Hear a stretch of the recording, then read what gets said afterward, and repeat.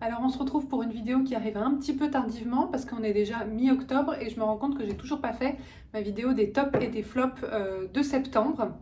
Donc une vidéo que vous commencez à connaître où je vous présente un petit peu 5, on va dire 5 ou 6 plantes qui m'ont particulièrement plu ce mois-ci et 5 ou 6 plantes qui m'ont un petit peu soit agacé ce mois-ci, créé de la frustration ou avec lesquelles il y a eu des soucis ou qui me plaisent un petit peu moins.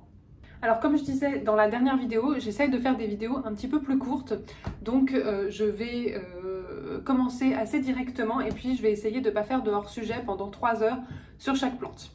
Du coup c'est parti, je vous laisse avec la vidéo. Bon visionnage. Alors la première plante dont je voulais vous parler, ça va pas être facile de vous la montrer parce qu'elle est devenue très très grande. C'est celle-ci, et alors là vous vous rendez pas compte de la taille qu'elle fait. Donc je ne sais pas si vous vous rendez compte, mais elle va...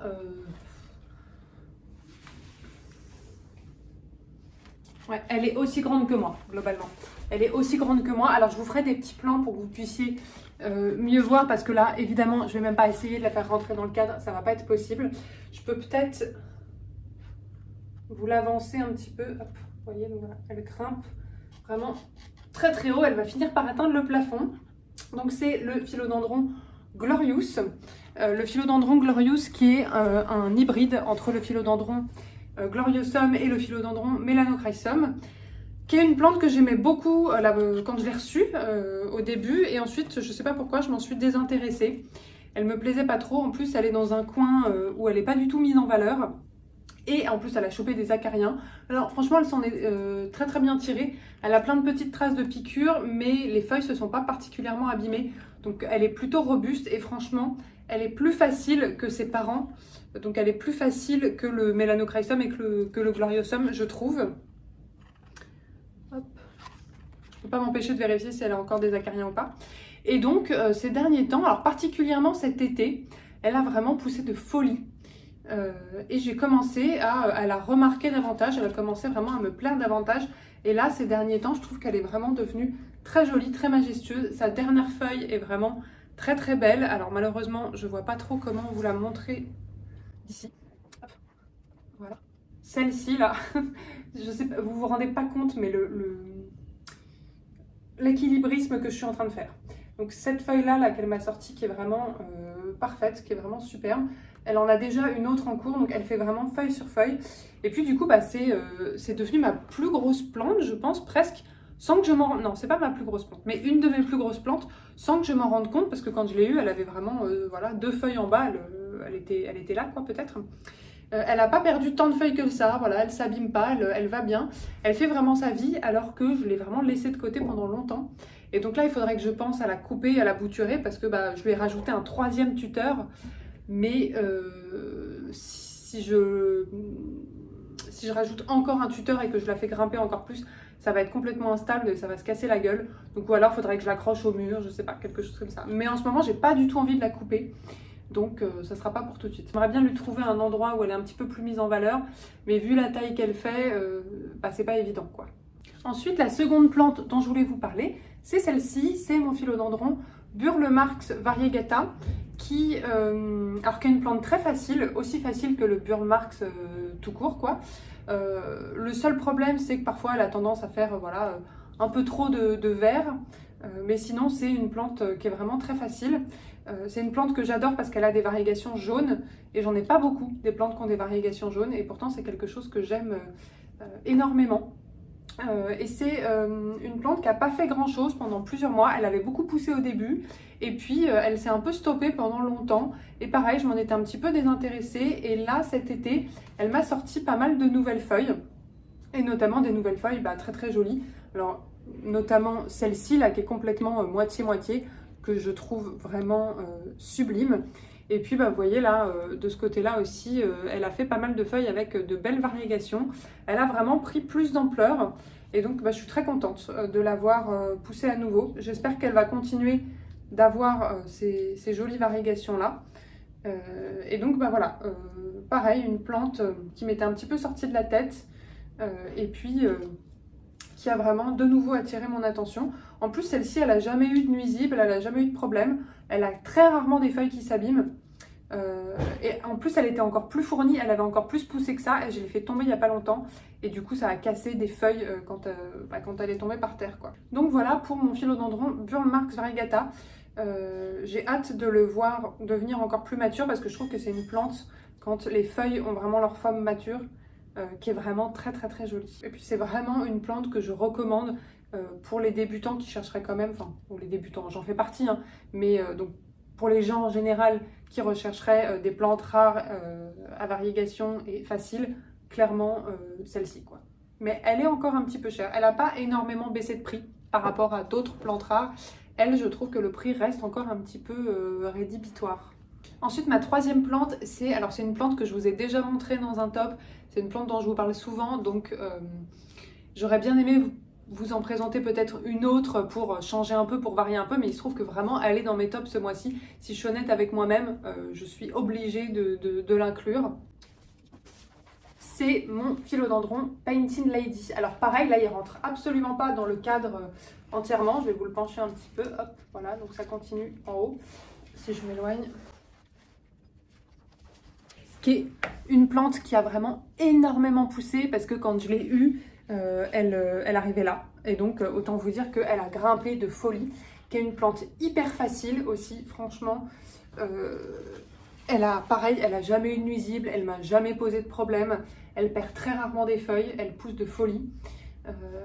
Elle ne s'est pas du tout accrochée à son tuteur et pourtant ça n'empêche pas de faire des feuilles quand même de plus en plus grosses. Et puis ces derniers temps, alors en plus, donc pareil, elle avait un petit peu stagné pendant un temps et là printemps-été, elle a poussé comme une malade et elle m'a fait des feuilles avec voilà, une coloration que je trouve magnifique. C'est ce que j'adore chez le Painted Lady, c'est les pétioles rouges comme ça et puis cette espèce d'aquarelle de vert et de jaune qui a l'air peint à la main. Elle a besoin de pas mal de luminosité pour pouvoir faire ces feuilles là et donc voilà, vraiment incroyable. Et en plus, de plus en plus elle me sort des feuilles. Est-ce que j'en ai une à vous montrer dans le coin? Comme celle-ci là. Elle me sort des feuilles comme celle-ci avec des variations verte foncé. Donc où sur certaines feuilles, elle a juste une partie qui est entièrement verte foncée comme ça. Elle m'en a sorti une autre de ce style il n'y a pas très longtemps qui est magnifique. Mais alors elle est tout en haut. Donc je ne sais pas si je vais réussir. Hop. Ici là. Donc voilà, là il y a une belle tache verte foncée. Alors après, évidemment, j'espère que ça ne veut pas dire qu'elle est en train de réverser et qu'elle ne va pas devenir toute verte. Hein, mais je pense pas parce qu'elle a, elle a quand même, ses feuilles restent très très panachées quoi. Et ça reste juste des petites parties de la feuille. Donc voilà, vraiment une plante que j'aime de plus en plus. J'ai envie de la mettre en top tous les mois, j'ai envie de vous en parler dans chaque vidéo. Je trouve qu'elle est un petit peu d'ailleurs sous-cotée cette plante parce qu'on en entend de moins en moins parler. Elle était un petit peu à la mode à une époque et maintenant, bon bah voilà, elle est plus très très mise en avant alors que elle est vraiment sublime et elle est devenue, autant elle était un petit peu rare à une époque, maintenant vous pouvez la trouver vraiment pas chère quoi. Et pareil, voilà, hyper facile, donc si on veut une plante avec de jolies couleurs, qui est un petit peu différente, sans trop se prendre la tête, franchement, elle demande très très peu de choses. Donc vraiment, je l'adore, je tiens énormément. Et pourtant, quand je l'ai eu dans les premiers temps, c'était pas du tout un coup de cœur quoi. Et j'aime beaucoup ces plantes qui sont pas du tout des coups de cœur à la base, qu'on achète comme ça en se disant bon pourquoi pas. Et puis finalement, pendant quelques temps, bon bah voilà, on s'y intéresse pas forcément. Et progressivement, à force de les voir pousser et la façon dont elles grandissent, la façon dont elles évoluent, et bah ça devient un coup de cœur progressif quoi. Et ça, je trouve ça hyper chouette. Et d'ailleurs, c'est un peu pareil dans les relations humaines. Il y a des gens qu'on rencontre, on a un peu des coups de cœur pour eux tout de suite. Et puis il y a des gens, c'est vraiment très très progressif au fur et à mesure qu'on apprend à les connaître, que la relation évolue et tout. Et je trouve que c'est presque encore plus plaisant quand il y a cette évolution progressive. Je suis en train de faire des comparaisons qui sont un petit peu excessives et qui n'ont un peu aucun sens. Vous allez un peu me prendre pour une folle. Et puis en plus, j'ai dit que je faisais pas trop de hors-sujet parce que le temps est compté. Donc hop, je vais reposer cette beauté Ensuite, je voulais vous parler de mon Syngonium T25. Un Syngonium, je pense que j'avais dû mettre dans les... Ouais, je crois que je l'ai mis dans les flops il y a quelques mois parce que je l'aimais plus trop. Pareil, lui, j'avais eu vraiment un gros coup de cœur au début. Et puis, à un moment, je sais pas, il était un peu dégarni, j'aimais pas trop la forme de ses feuilles. Bon, voilà.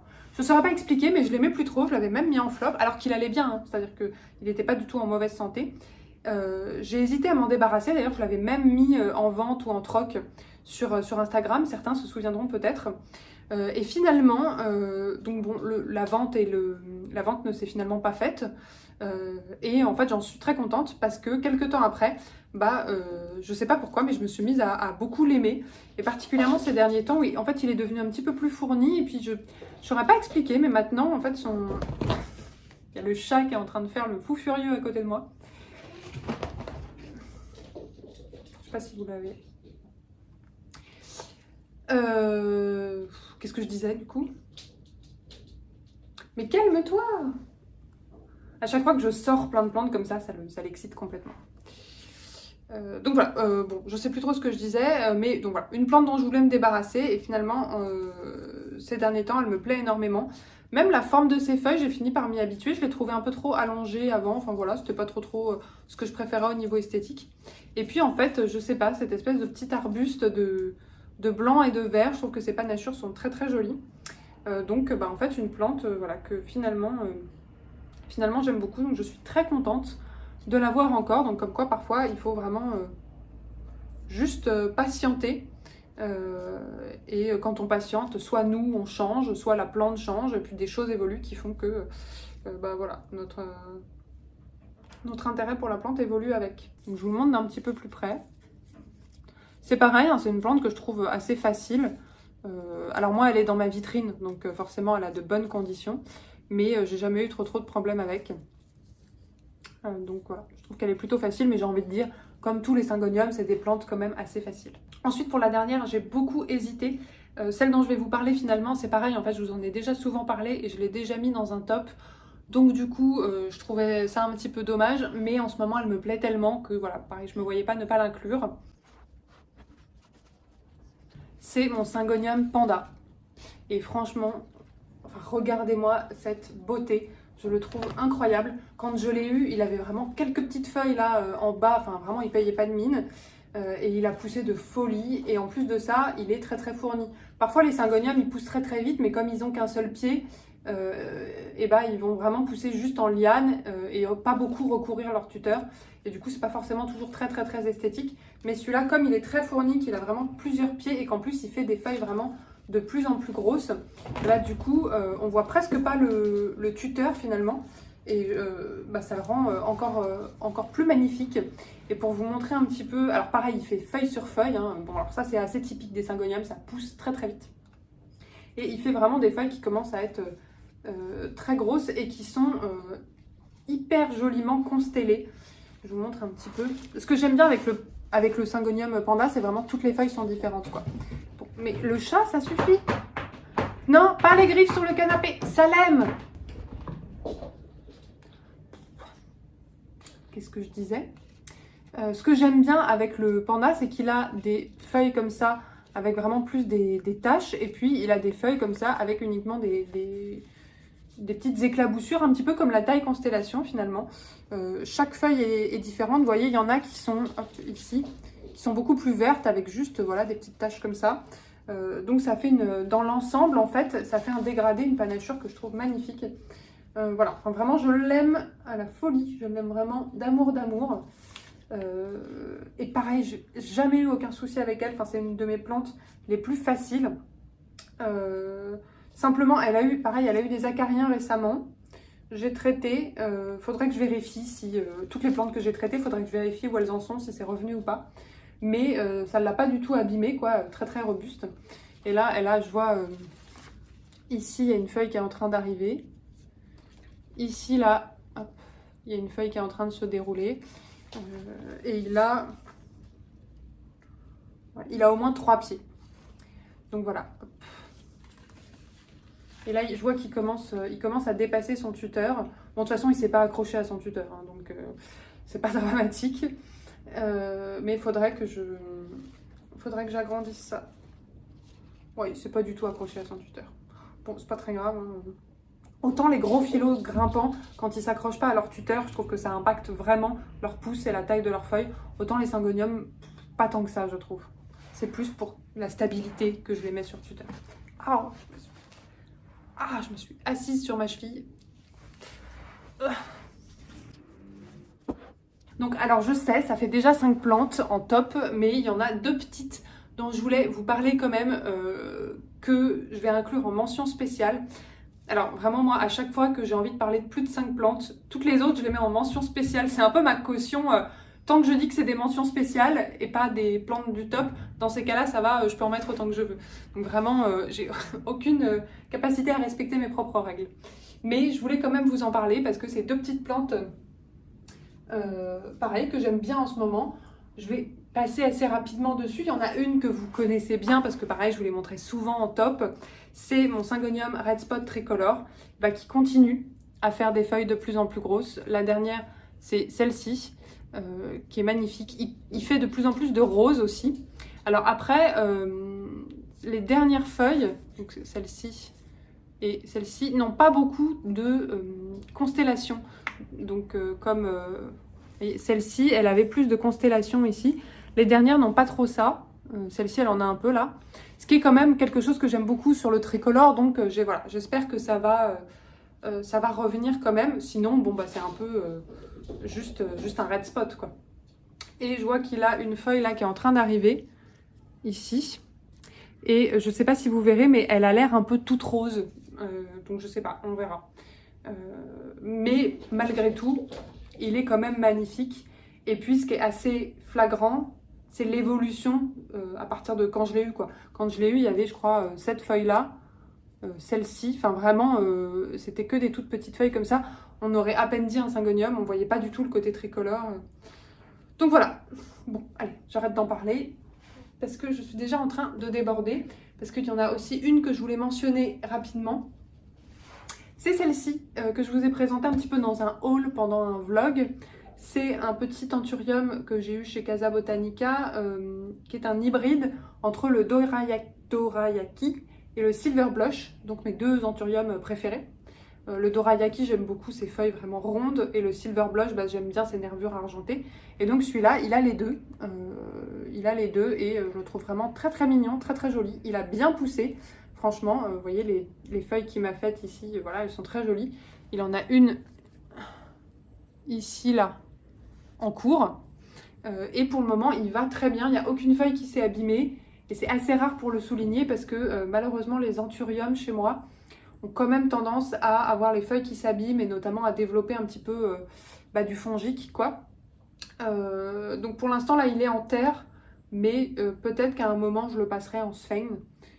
C'est comme ça que j'essaye de cultiver mes anthuriums maintenant parce qu'il paraît qu'ils aiment bien ça. Et c'est vrai que ceux que j'ai passés en sphène se portent plutôt bien. Enfin, mieux qu'avant en tout cas. Donc voilà, pour ce petit bijou, enfin voilà, que j'aime beaucoup. Qui est un petit peu mon anthurium préféré en ce moment chez moi. Après, c'est non, c'est pas le plus récent, mais c'est un des plus récents. Donc c'est aussi normal peut-être qu'il aille bien parce que ceux qui sont abîmés, je les ai depuis beaucoup plus longtemps. Et c'est vrai que ils ont été très bien pendant longtemps aussi. Donc voilà, ça ne veut rien dire, mais je croise les doigts quand même. Et donc on va passer aux plantes flop. Donc la partie un petit peu plus frustrante de la vidéo. Enfin frustrante pour moi. Vous, peut-être que ça vous déculpabilise. Donc du coup voilà, c'est à quel point je suis altruiste, je le fais pour vous. Alors malheureusement des flops, il y en a eu pas mal quand même ce mois-ci. Et un des plus importants et un de ceux qui m'embêtent le plus, c'est celle-ci. Donc c'est mon... Alors moi je l'appelle Xanthosoma lindeni, mais je sais qu'il a été reclassé et qu'il est plus considéré comme un Xanthosoma. Je crois qu'à un moment il a été reclassé dans les caladiums, enfin bref, je n'ai pas trop suivi. Qui est une plante que j'ai depuis assez longtemps, que j'aime énormément. Je trouve que le port et les nervures sont incroyables. Alors, je sais qu'il y en a qui n'aiment pas du tout cette plante, mais moi je trouve que les nervures sont incroyables. Et elle allait bien pendant longtemps. Alors elle a toujours eu un petit peu un souci de certaines feuilles s'abîmaient comme ça. Je pense que c'est du fongique. Elle a toujours eu ça, mais elle était quand même très fournie et il y avait plein de feuilles qui étaient en bonne santé. Et puis là, ce mois-ci, vraiment, Les feuilles c'était vraiment beaucoup trop abîmé, c'était comme ce qu'il y a là mais en 15 fois pire quoi. Donc j'ai tout coupé, j'avais laissé que les deux qui allaient bien et bah vous voyez voilà, elles n'ont pas été bien très longtemps parce que ça a fait exactement pareil. J'ai vérifié les racines, ça va, donc il faudrait que je la traite contre le fongique je pense, elle n'a pas de nuisible hein. Faudrait que je la traite contre le fongique et puis je vais peut-être à un moment genre rempoter, tout couper et laisser repartir depuis la base quoi. En tout cas ce qui est sûr c'est que c'est une plante quand même que je veux dans ma collection, qui est vraiment une plante que j'aime beaucoup. Et je sais que dans l'absolu je peux m'en occuper parce qu'elle a été stable quand même pendant longtemps. Donc je pense pas que voilà, ça soit infaisable de la stabiliser chez moi. Donc je suis pas prête à l'abandonner encore quoi. Mais c'est vrai que là elle a une sale tête. Ensuite, je voulais vous parler de mon Rhaphidophora tetrasperma, qui est une plante qui était beaucoup plus grande, qui était en haut de mon étagère, donc qui grimpait, voilà, qui allait jusqu'au plafond, et puis qui allait de plus en plus mal ces derniers temps. Toutes les feuilles s'abîmaient. Alors là, j'en ai retiré la majorité, mais ça faisait, voilà, ça faisait des trucs comme ça et ça se propageait énormément. Et puis les feuilles finissaient par devenir toutes jaunes. Enfin voilà, j'étais obligée de les retirer. Et en fait, je me suis rendu compte qu'au niveau de la base ici, en fait, il y avait plein de tiges. Donc il y avait voilà, des tiges comme ça qui étaient cassées. Et donc en fait, toutes les feuilles sur ces tiges-là s'abîmaient forcément. Donc déjà, j'ai dû retirer toutes ces tiges-là, ce qui fait qu'elle est beaucoup plus petite et dégarnie par rapport à avant. Et puis, j'ai beaucoup taillé, beaucoup coupé, retiré tout ce qui était abîmé et j'ai laissé juste ce qui tenait à peu près la route. Donc, ça donne ça. Donc, voilà, bon, elle n'a pas du tout la tête qu'elle avait avant, même si, bon, ça va, hein, c'est pas non plus la catastrophe. Et l'autre problème avec cette plante, c'est que je l'avais laissée très très loin de la lumière. Comme c'est une plante très facile, qu'elle ne demandait pas beaucoup d'entretien et qu'elle a été stable pendant longtemps, du coup, je l'ai vraiment laissée très loin de la lumière, sans rien pour soutenir ses tiges et soutenir sa pousse. Et c'est vrai que là c'est vraiment ma faute parce que je l'ai vraiment laissé se dégrader énormément. En plus je ne l'arrosais que par Oya parce qu'elle était vraiment perchée en hauteur et les lianes étaient accrochées au mur, donc c'était pas possible de la descendre. Du coup en plus je pense qu'elle a eu un arrosage qui n'était pas juste dans une partie du terreau qui restait tout le temps humide et une autre partie qui avait du mal à capter l'eau, j'ai l'impression. Donc du coup voilà, et comme elle était très loin de la lumière et qu'il y a eu voilà tous ces problèmes là, en plus, je ne le mettais jamais d'engrais, enfin bref. En plus, les feuilles sont restées très très petites. Et vous voyez là, bon bah voilà. C'est pas fou quoi. Donc déjà que les feuilles n'étaient pas énormes au début, mais là, c'est un peu ridicule. Ce qui m'attriste un petit peu parce que c'est une plante qui peut vraiment être très très belle quand elle a des grosses feuilles un peu plus découpées. Et c'est vraiment une plante que j'aimerais bien avoir. Je ne sais pas trop ce que je vais en faire. Mais c'est une plante que j'aime beaucoup dans l'absolu. Mais celle-ci... voilà, elle me gonfle, elle me plaît plus trop. Je l'ai mis dans la chambre du coup. Je l'ai retiré du salon. Parce que le salon pour moi c'est vraiment réservé aux plantes qui me font plaisir quand je les vois. Parce que je passe mon temps dans mon salon. Donc voilà. Donc voilà pour mon Rhaphidophora tetrasperma. Alors peut-être que vous quand vous le verrez vous vous direz bah ça va il est pas si moche que ça. Parfois il y a des plantes qui me frustrent parce que c'est plus la différence par rapport à comment elles étaient avant. Et peut-être que voilà, si elle avait, quand on la voit juste comme ça et qu'on n'a pas trop connu l'évolution, bah peut-être que c'est pas si dramatique quoi. Enfin, dans tous les cas, c'est pas si dramatique que ça, hein, je vous rassure. Bon, celle-ci, ça va être assez rapide parce que comme vous voyez, il y a plus grand chose. C'est mon Philodendron Plomani. Je sais pas si vous vous souvenez, mon Philodendron Plomani, une plante que j'avais eue toute petite et qui était devenue énorme et du coup j'étais trop fière. Mais toutes les feuilles s'abîmaient, devenaient jaunes, alors que vraiment il n'y avait pas de nuisible. Je pense que voilà, elle était, je sais pas, à mon avis elle était malade. En plus elle grimpait, alors que normalement c'est une plante rampante, ce qui est un petit peu étonnant.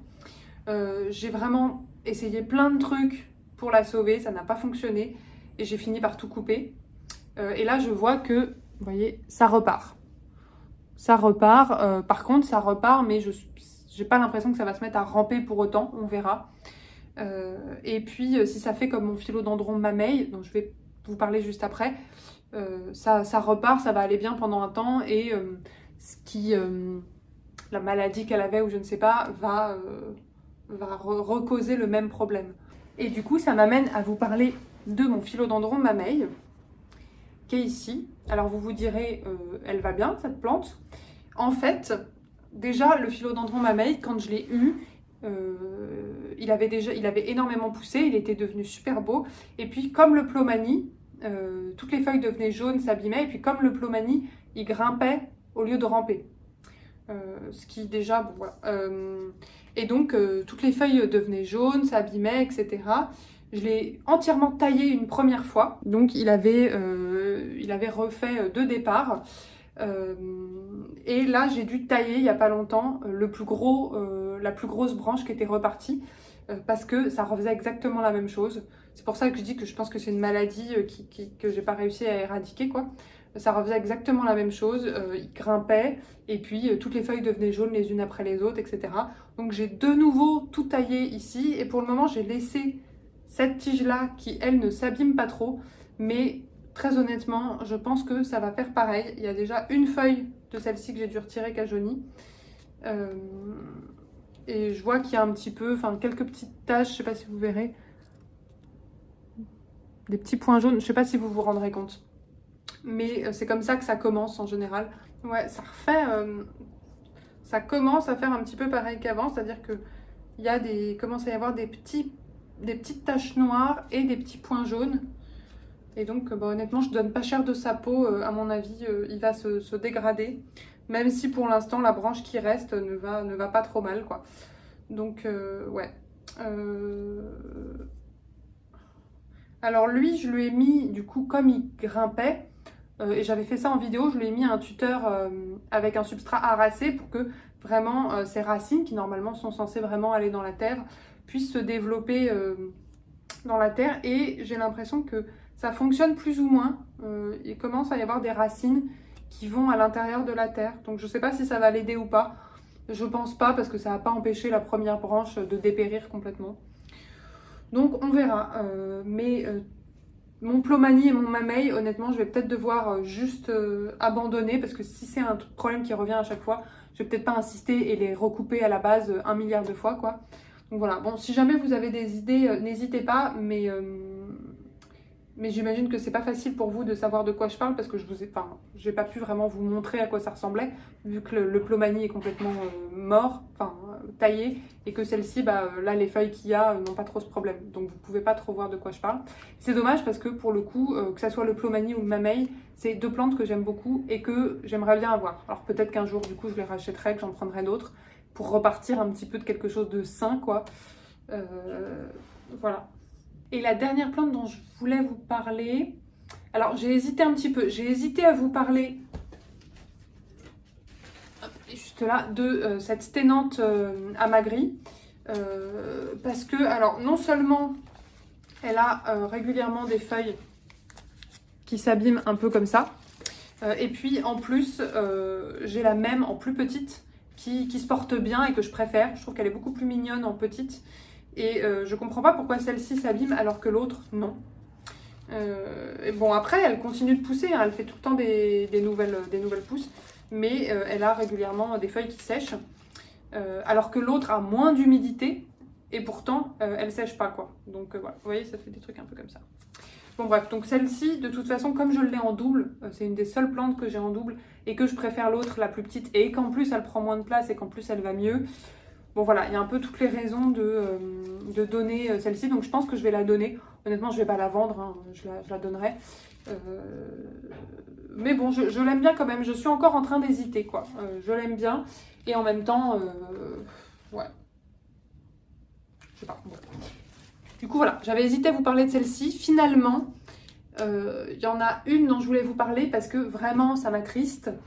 C'est mon philodendron mikan. Alors, vu comme ça, bon, il n'a pas l'air non plus en mauvais état, hein. Il est assez long. Et en fait, il s'est énormément dégarni. Il y a pas mal de racines qu'on pourrit.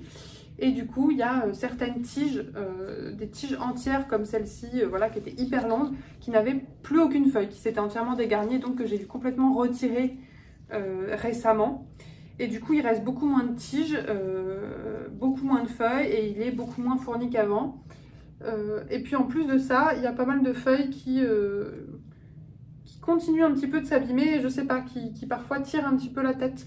Vous voyez, comme celle-ci là qui est un peu recourbée sur elle-même, alors qu'il n'a pas soif, hein, je l'ai arrosé il y a quelques jours. Donc ouais, voilà, j'ai l'impression qu'il y a encore des tiges qui continuent de se dégarnir.